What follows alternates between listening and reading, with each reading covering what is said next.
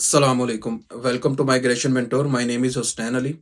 Now I am going to explain you how you get this sponsorship visa with job in UK, especially in UK. तो इसके अंदर जो है different types के steps हैं जो मैं आपको एक्सप्लेन करूंगा कि एक तो आप यहाँ पे स्पॉन्सरशिप वीज़ा आपको कब ज़रूरत पड़ती है जब आप स्टूडेंट वीज़ा पे आते हैं। जब आप यहाँ पे स्टूडेंट वीज़ा पे आए हैं और ड्यूरिंग स्टडीज़ आपको सिर्फ 20 आवर्स अलाउ होते हैं। वो आपने काम कर लिया 20 आवर्स, स्टडी फिनिश करने के बाद यहाँ तो आपने PSW लिया या आपकी स्टडी का आगे पीछे टाइम रहता है। जैसे अगर आपकी सितंबर में स्टडी फिनिश हो रही है तो 3 मंथ्स का वीज़ा आपको एक्स्ट्रा दिया जाता है ऊपर। तो अगर आप उस टाइम पीरियड के अंदर हैं या PSW में, और मैं आपको यही सजेस्ट करूंगा कि जब आप PSW में हैं तब आप अपनी जॉब को फाइंड करना स्टार्ट करें। तो सबसे पहला तो इसके अंदर ट्रिक ये है कि आप एक अच्छी सी एजेंसी के साथ अटैच होकर रहें। अच्छी सी एजेंसी के साथ अटैच होंगे ना तो वो आपको एक अच्छी कंपनी के अंदर भेजते रहेंगे एज ए पार्ट टाइमर। उसके कोई भी डिसिप्लिन नहीं होता। जब उनको ज़रूरत होती है वो आपको बुला लेते हैं। स्पेसिफिक फिक्स आवर्स नहीं होते। तो आप जब एक कंपनी के अंदर जाते हैं तो आप वहाँ पे इंट्रोड्यूस हो जाते हैं। जब इंट्रोड्यूस हो जाते हैं तो जब आपके पास बाद में स्टडी फिनिश हो जाती है तो आपको कहीं अप्लाई करने की ज़रूरत ही नहीं है। आपने ऑलरेडी वहाँ पे अगर अच्छी रेपुटेशन बनाई हुई है तो आप जाके अपने बॉस से बात करें कि जी ये मुझे वीज़ा मिल गया, तो मुझे आगे अब जॉब की ज़रूरत है, तो आप मुझे फुल टाइम जॉब दे दें। और आपको ये कंफर्म होना चाहिए पहले कि उनके पास COS है या नहीं है। COS means certificate of sponsorship. अगर उनके पास स्पॉन्सरशिप सर्टिफिकेट है तो आंखें बंद करके वीज़ा है या नहीं है ये पूछने की ज़रूरत नहीं है, ना आपको कोई बताएगा, क्योंकि ये बहुत एक पर्सनल चीज़ होती है, कोई आपसे शेयर नहीं करता। तो आप वहाँ पे जॉब स्टार्ट कर दें। जैसे आपका वीज़ा ख़त्म होगा, आपकी एक रेपुटेशन भी बन चुकी होगी, एक्सपीरियंस भी होगा, तो वो आपको बगैर पूछे समझे आपको वीज़ा दे देंगे। ये तरीका मेरी भी स्पॉन्सरशिप जॉब का यही तरीकाकार था कि मैं जब स्टूडेंट वीज़ा के अंदर था तो पहले मैंने सिक्योरिटी की। जब यूके में सबसे पहले आया तो मैंने अपनी एक वीडियो रिकॉर्ड किया कि मैंने कौन-कौन सी जॉब्स की हैं, किस तरीके के साथ। आपके लिए बहुत फ़ायदेमंद होगी, आप वो वीडियो लास्ट में देखिएगा, स्पेशली वो जो स्टूडेंट वीज़ा पे आते हैं।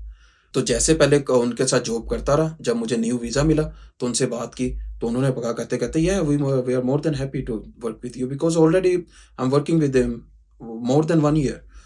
तो इसलिए जो है उनको कोई प्रॉब्लम नहीं था मेरी तरफ से कि 1 साल से ज़्यादा मैं काम कर चुका हुआ था, ना मेरी कोई कंप्लेन थी, ना कुछ था, रेपुटेशन अच्छी बना ली हुई थी उनके सामने।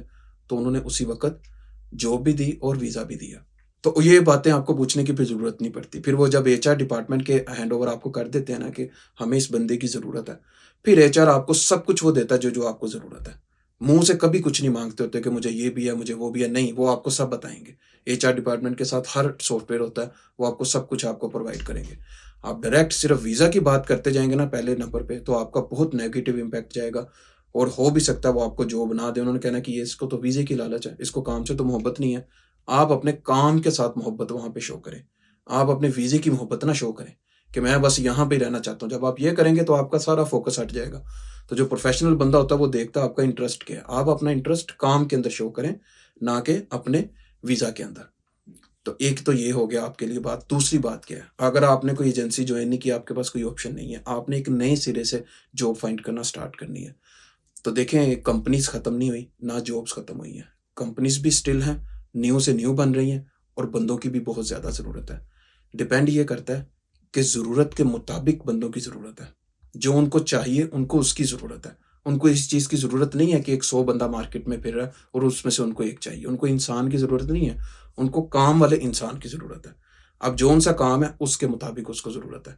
मैं एक फ़िगर देख रहा था दुबई का कि दुबई के अंदर जो है ना मोर देन 110,000 कंपनीज़ हैं और उन सब की नीड को देखा जाए तो वहाँ पे जो वीज़ाज़ के साथ उनकी जॉब्स हैं, 140,000 जॉब्स ऐसी हैं जो उनको ज़रूरत है, जो इमीडिएटली उनको चाहिए, और मोर देन 200,000 लोग वहाँ पे मौजूद हैं। लेकिन ना कंपनी वीज़ा दे रही है, ना लोग ले पा रहे हैं, क्योंकि जो कंपनी को चाहिए वो लोगों के पास है ही नहीं। कंपनी के साथ आपने कैसे आप अपनी जॉब लेनी है? सबसे पहली तो बात ये कि आप जब ऑनलाइन अप्लाई करते हैं, तो आपको पहले सॉफ्टवेयर टेस्ट करता है कि आप हमारे काम के हैं या नहीं हैं। पहले आपको कंप्यूटर टेस्ट करता है। देन कंप्यूटर आपको एक की देता है कि ये इंटरव्यू की है तुम्हारी, इस की को लगाओ, डोर ओपन करो और जाके इंटरव्यू में बैठ जाओ और वहाँ पे जाके बताओ कि तुम हो क्या और क्या कर सकते हो, क्या नहीं। तो ये बात है। फिर वहाँ पे जाके आप अपनी स्किल्स शो करते हैं, देन आपके चांसेस बहुत ज़्यादा बढ़ जाते हैं। बहुत से लोग ऐसे हैं उनको इंटरव्यूज़ की कॉल ही नहीं आती। कैसे आ सकती हैं? आपकी जॉब अपलोड हुई, लिंक्डइन से आप यूज़ कर रहे हैं, इंडीड पे कर रहे हैं या किसी भी एजेंसी के थ्रू आप कर रहे हैं। तो आपने सबसे पहले उस जॉब की डिस्क्रिप्शन के अंदर जाके कीवर्ड्स उठाने हैं। एक जॉब की डिस्क्रिप्शन होती है, रोल डिस्क्रिप्शन, कि वो आपसे चाहते क्या हैं।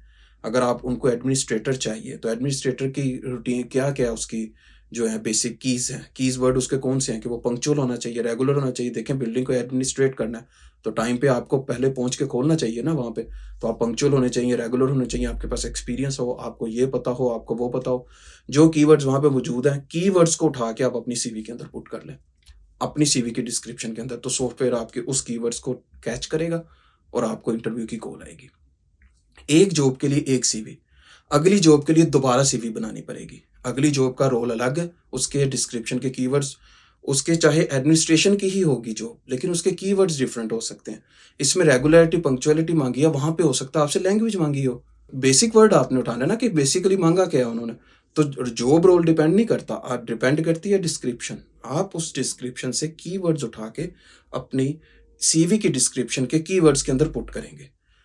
फिर आपको सॉफ्टवेयर कैच करेगा और इंटरव्यू के लिए कॉल करेगा। जब आप इंटरव्यू के अंदर चले जाएंगे, देन आपका क्या मैटर करता है? सबसे पहली लैंग्वेज। लैंग्वेज बहुत ज़्यादा इंपॉर्टेंट है। अगर आपकी लैंग्वेज अच्छी है और नॉलेज के अंदर बहुत ज़्यादा प्रॉब्लम है, कभी भी आपको जो है ना, वो इनकार नहीं करेंगे जॉब से, आपको रख लेंगे। वो कहेंगे हम पॉलिश कर लेंगे। अगर आप जितने भी बड़े इंटेलिजेंट है ना, तो उन्होंने अपनी 3 महीने की या 6 महीने की जो उनकी ट्रेनिंग है ना, जितनी भी किसी की होती है, वो उन्होंने आपको देनी है। तो वहां पे आप सीख जाएंगे। सबसे पहली चीज़ है आपकी इंग्लिश। अब इंग्लिश को यहाँ पे लोग डिफरेंट तरीके से लेते हैं। कुछ लोग लेते हैं इंग्लिश को कि वो इंग्लिश यहाँ पे जो अंग्रेज है ना, उनको कॉपी करने की कोशिश करते हैं, अपना एक्सेंट चेंज करते हैं। देखिए, एक्सेंट कभी मैटर नहीं करता। ये बहुत कम लोगों की सोच होती है। मैंने कहा ये डिस्कस करता चलूँ आपके साथ। एक्सेंट मैटर नहीं करता, आपका मैटर करता है आप जो बात कर रहे हैं, आपको खुद समझ आ रही है कि आप क्या बोल रहे हैं, या आपको समझ आ रही है कि अगला क्या बात कर रहा है। अगर आप अच्छे लिसनर है ना, so you must have a good speaker भी। तो अगर आपको लिसनिंग आपकी ठीक नहीं है ना, तो आपकी स्पीकिंग नहीं ठीक हो सकती।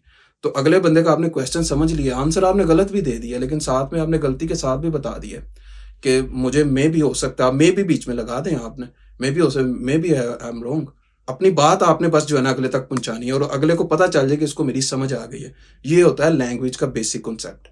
लैंग्वेज का बेसिक कॉन्सेप्ट लोग समझते हैं कि मुंह को टेढ़ा मेरा करने से, जो यहाँ के लोग हैं वो यहाँ के कल्चर के मुताबिक है, उनको मुंह टेढ़ा करने की जरूरत नहीं है, उनके बने इस तरह के। जो हम एशियन कंट्री से, डिफरेंट कंट्री से आए हैं, हम उनकी तरह मुंह नहीं बना सकते। मुंह अपना वही रखें जो आपका है, इंग्लिश बोलें अपने स्टाइल में, लेकिन एक अच्छे लिसनर बने और फिर एक अच्छे स्पीकर बने। नॉलेज बाद की बात है, पहला स्टेप ये है। जब आप ये स्टेप समझ जाते हैं, क्योंकि देखिए आप इंटरव्यू में जाते हैं तो आपसे क्या पूछते हैं, इंट्रोड्यूस योरसेल्फ, ठीक है ना, डिस्क्राइब योरसेल्फ, या कोई भी बात है वो आपसे करता है। देन उसके बाद आपको एक टॉपिक दे देता है। यहाँ पे इंटरव्यू बहुत फेमस है, एक टॉपिक देता है कोई भी, कहता है इसके ऊपर 2 मिनट बोलो। और कुछ इंटरव्यूअर्स ऐसे हैं जो आपको इंटरव्यू में कहते हैं कि 2 मिनट अपने आप को एक्सप्लेन करो, मेरी कंपनी का एक्सप्लेन करो, मुझे एक्सप्लेन करो और अपने आप को एक्सप्लेन करो, तुम लेने के आए हो यहाँ से, तुम क्या चाहते हो और हमसे क्या एक्सपेक्ट करते हो कि हम तुम्हें क्या दें। ये 2 मिनट इस बात में बहुत ज़्यादा है। तो जब आप 2 मिनट बोलेंगे, आप अपने उसकी बात को समझ लिया, तो जब आप खुद बोलेंगे आप पकड़े जाएंगे। अगर आपको बात करनी आती है तो ठीक है। नॉलेज नहीं आया अभी तक, नॉलेज बाद में आएगा। नॉलेज में से वो क्वेश्चन पूछते हैं, 10 पूछते हैं, आप 8 का आंसर गलत दे दें। आपकी स्पीकिंग पावर अच्छी है, आपकी लिसनिंग अच्छी है, हर क्वेश्चन के एंड पे ये कह दें I don't know the answer, but if you guide me then I will give you the best. That's it. वो आपको गाइड करेगा, वो कहेगा हाँ मेरी कंपनी की ट्रेनिंग है, वो आपको कंपनी देगा, ठीक है, आपको ट्रेनिंग भी देगा, आपको पूरा टाइम देगा, आपको जो जो चाहिए आपको देगा। लेकिन पहले आप अपना पॉजिटिविटी शो करें, पॉजिटिविटी शो करें, देन आपको ये जॉब्स हैं। जॉब्स यहाँ पे बहुत ज़्यादा है, लेकिन राइट वे किसी के पास नहीं है कि वहाँ तक पहुँचना कैसे है, फिर उस जाके उसको अचीव किस तरीके से करना है, इसके अंदर प्रॉब्लम है। तो ये प्लीज़ इन चीज़ों को आप फॉलो करें। प्रैक्टिस मैंने आपको थोड़ी हार्ड बताई है, हर जॉब की अलग सीवी, आपकी बेसिक जो प्रोफाइल है, जो पर्सनल इन्फॉर्मेशन है, वो तो सेम रहेगा। और हॉबीज़ यहाँ पे नहीं लिखते कि आपकी फेवरेट हॉबी क्या है। आप ये जो है ना, ये बड़ा नेगेटिव इम्पैक्ट चीज़ें डालती हैं यहाँ पे कि सिंगिंग है और प्लेइंग है, फुटबॉल है, क्रिकेट है, ये मैटर नहीं करता जॉब के ऊपर। यहाँ बहुत प्रोफेशनल लोग हैं, बहुत ज़्यादा प्रोफेशनल है। सिर्फ आपकी स्किल को देखते हैं, डिस्क्रिप्शन को देखते हैं, और डिग्रीज भी ज़्यादा पुट करने की ज़रूरत नहीं है। कुछ लोग हैं वो पीछे 9-10 लेवल से स्टार्ट होते हैं, 16 तक जाते हैं।